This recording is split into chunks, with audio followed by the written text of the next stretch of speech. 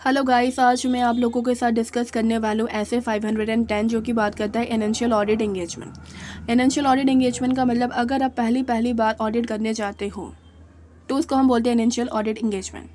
अब देखते हैं एनेंशियल ऑडिट एंगेजमेंट का मतलब क्या है। एनेंशियल ऑडिट एंगेजमेंट का मतलब है कि सपोज प्रीवियस ईयर में क्या हुआ है, फाइनेंशियल स्टेटमेंट ऑडिट नहीं हुआ, या फिर प्रीवियस ईयर में फाइनेंशियल स्टेटमेंट जो है उसको ऑडिट किया था किसी प्रीवियस ऑडिटर ने, मतलब किसी दूसरे ऑडिटर ने, प्रेडिसेसर ऑडिटर ने। Financial audit engagement mean in a previous year financial statement are not audited. Previous year में financial statement audit नहीं हुआ, या फिर in a previous year financial statement are audited by the predecessor auditor, तो उसको हम बोलते हैं financial audit engagement।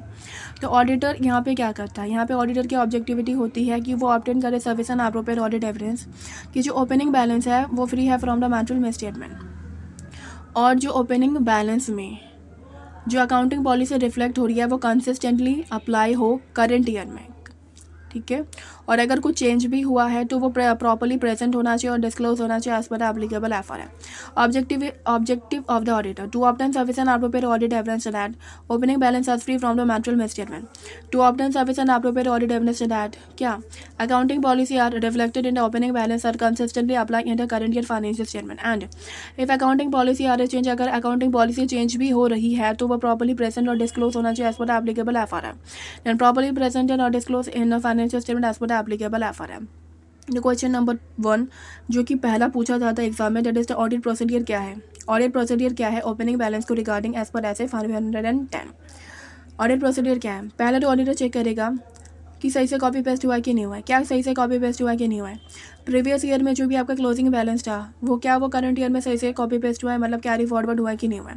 Auditor check whether previous year closing balance is correctly carry forward to the current year. Previous year का जो closing balance है वो correctly carry forward तो हुआ है करंट ईयर में। दूसरा ऑडिटर क्या देखेगा, ओपनिंग बैलेंस में जो भी अकाउंटिंग पॉलिसी रिफ्लेक्ट करी है क्या वो अप्रोप्रिएट है कि नहीं है। वेदर अकाउंटिंग पॉलिसी, मेरे साथ बोलिए, whether accounting policy reflected in the opening balance is appropriate.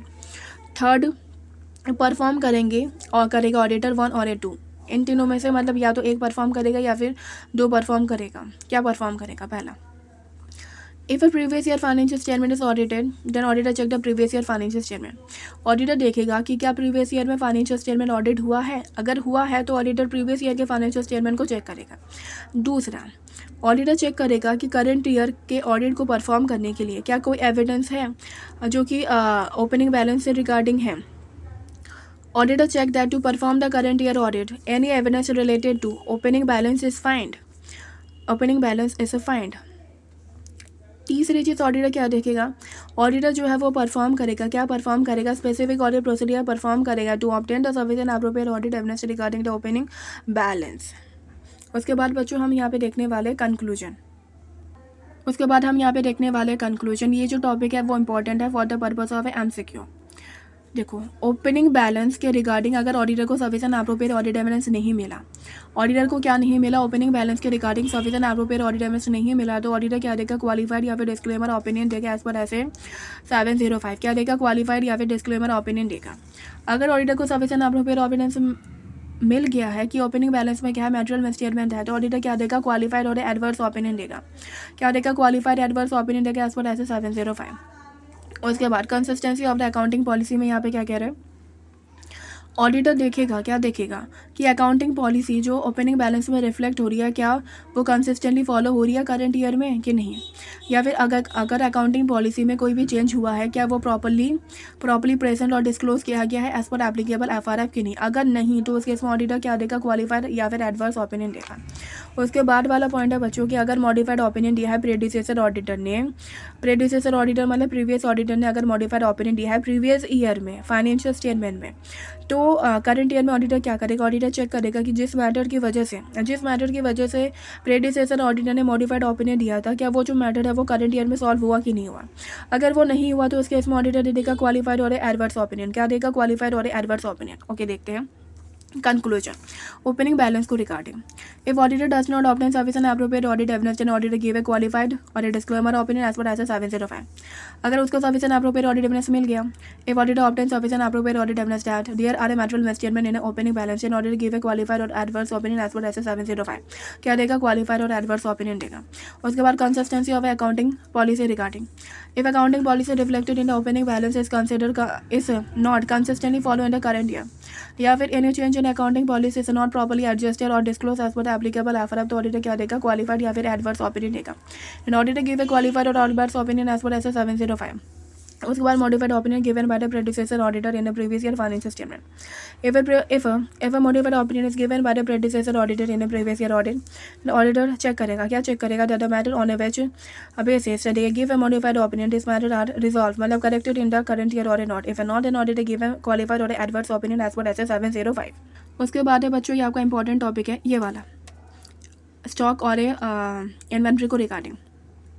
Opening current asset and liability, क्या है, ओपनिंग करंट एंड एसेट के रिगार्डिंग ऑडिटर जो है जो उसको ऑडिट एविडेंस ऑब्टेन करना है, तो वो कौन कौन सा ऑडिट प्रोसीजर जो है वो फॉलो करेगा।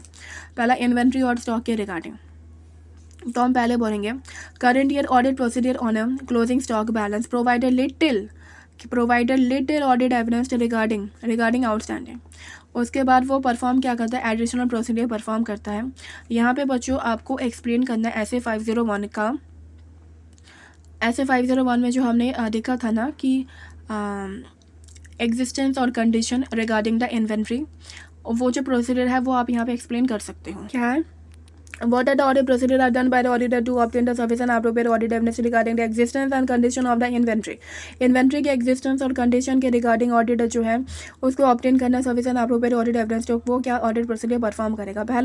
पहले वो physically attend करेगा inventory counting को जो कि मैनेजमेंट कर रहा है, वहाँ पे जाके वो क्या करेगा, वो evaluate करेगा इंस्ट्रक्शन जो कि मैनेजमेंट दे रहा है या फिर प्रोसीडियर जो कि मैनेजमेंट दे रहा है for the recording and controlling the physical inventory counting.